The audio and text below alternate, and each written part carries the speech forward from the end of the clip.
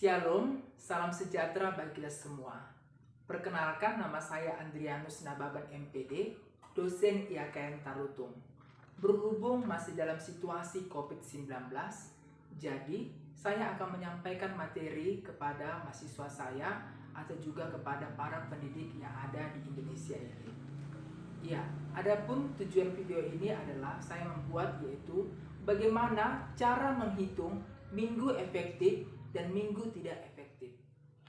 Ya, sebelum memulai proses pembelajaran, seorang guru atau juga calon pendidik untuk menyusun prosem, silabus, dan RPP harus terlebih dahulu dilakukan menghitung minggu efektif dan minggu tidak efektif supaya tahu berapa kali pertemuan yang dilakukan di dalam pengajaran, di dalam proses pembelajaran yang efektif.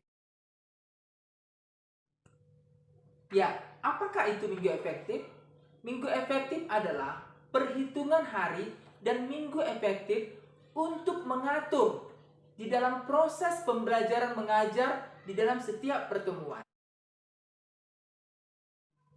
Dan tujuan menghitung minggu efektif dan tidak efektif adalah untuk menyusun dan juga merencanakan suatu program pembelajaran di dalam satu semester dan juga pada satu tahun. Supaya apa? Supaya tujuan proses pembelajaran itu tercapai. Dan bagaimanakah fungsi di dalam minggu efektif? Fungsi minggu efektif ialah sebagai alat untuk mengatur waktu di dalam setiap kegiatan proses pembelajaran. Ya, misalnya mulai dari bulan Juli sampai Desember pada semester ganjil dan bulan Januari sampai bulan Juni pada semester genap. Nah, jadi dapat kita simpulkan seorang guru atau tenaga pendidik harus mampu untuk menghitung minggu efektif dan minggu tidak efektif. Ketika guru tidak tahu untuk menghitung minggu efektif, maka di dalam menyusun prosem, dan juga rencana pelaksanaan proses pembelajaran, yaitu juga RPP, maka tidak akan tepat atau juga tidak terarah dan sekolah akan terjadi berantakan di dalam setiap pertemuannya. Ya, sebelum kita masuk kepada langkah-langkah di dalam menyusun minggu efektif dan juga menghitung minggu tidak efektifnya, terlebih dahulu Anda harus mempersiapkan yang pertama itu adalah kalender pendidikan. Kalender pendidikan bisa Anda dapat di dalam dinas pendidikan atau juga di dalam setiap yang ada di sekolah. Ketika Anda tidak menemukannya, Anda bisa melihat dari internet yang ada di Google. Yang kedua adalah untuk mempersiapkan atau juga membuat tabel yang ada di Microsoft Word atau juga Excel. Ketika Anda tidak memiliki laptop, bisa ditulis melalui catatan buku tulis membuat tabel tersebut. Nah, jadi para calon pendidik dan juga pendidik, mari kita ikuti video ini bagaimana cara langkah-langkah untuk menghitung minggu efektif dan juga minggu tidak efektif. Ya, langkah pertama yaitu menghitung jumlah minggu. Untuk menghitung jumlah minggu, kita harus menghitung semua minggu.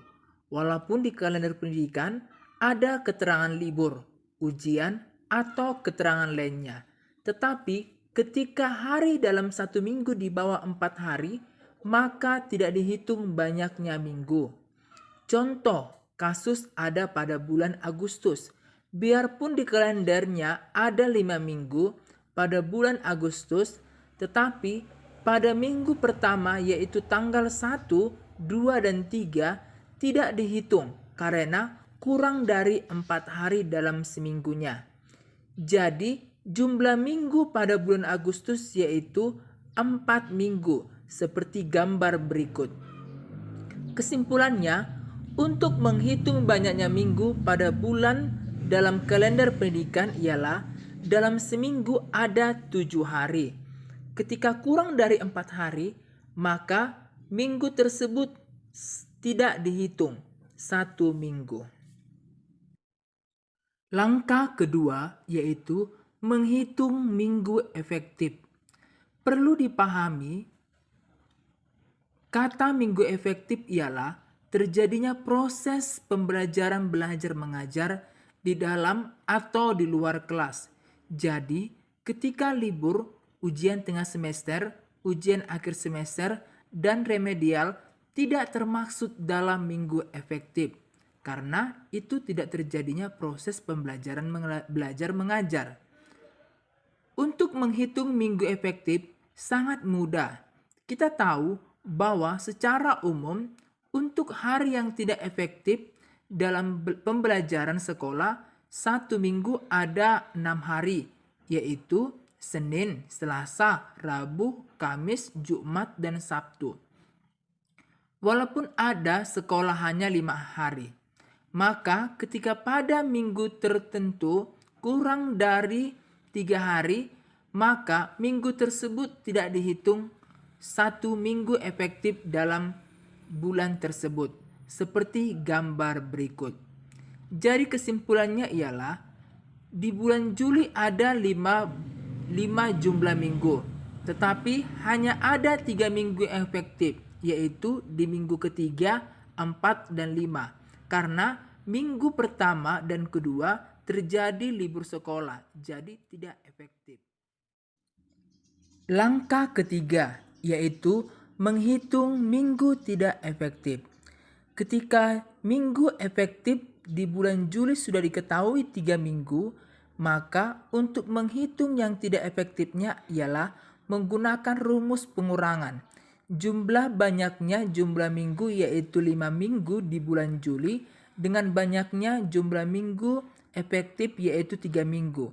Sehingga jumlah minggu tidak efektif di bulan Juli yaitu 2 minggu.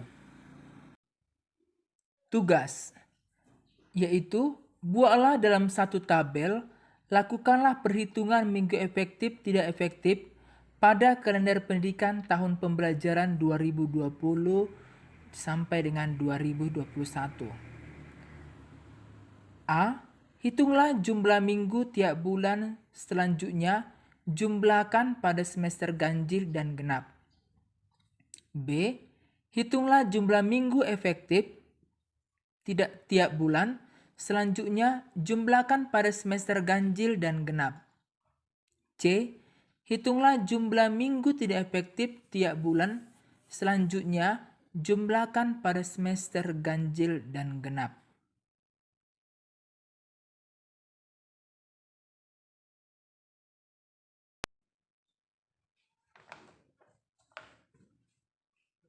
Demikianlah melalui video ini, yaitu tentang bagaimana cara menghitung minggu efektif dan juga minggu tidak efektif.